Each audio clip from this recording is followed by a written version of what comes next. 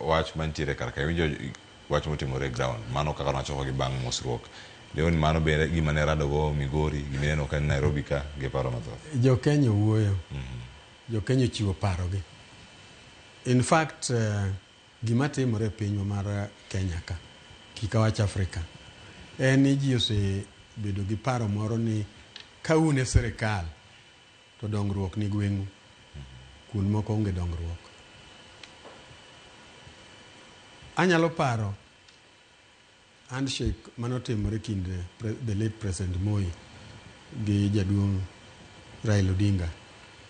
King'iyo Nyanza sama Raila ne ni e barwa bar maendeleo mang'eny ndalo nani bunge maendeleo mang'eny nobiro e Nyanza nikech ne wan e sirikal. Kana kwayo gimoro kaka mbunge to ne nena piyo piyo imiya ilosonwa gino. Mane momiyo ng'enywa nyalo wacho ni mondo wadhi e sirikandno. To ato na feel ni sirikal nyaka bed gi structures magi nyalo konyogo jo Kenya te. Gima important en konyo the entire country. Jomoloyo nyaka ng'e ni tichgi en govern the entire Kenya.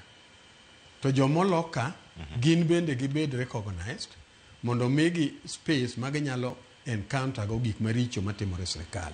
Kamano onge to kwanyal dhi gi development nyime. It has been very sad ni kaka wan iluo Nyanza nyaka ne barwa bar cha dhi rumo kata kaka winjo ka owacho kata mana kun manyo yiere ministers gi nyio king'iyo gi onge development manyo bede.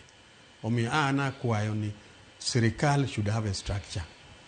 Wadwaro ni of course kik wabed gi notion ni kaulo nikech jomoko nyaka lo to jomoloyo go nyaka gi recognize ni maendeleo dhi e piny mangima through the structures mobile laid down in the constitution. Mana apparently is the most important thing rather than wacho ni opposition or irege sirikal permanently. That is not going to help us.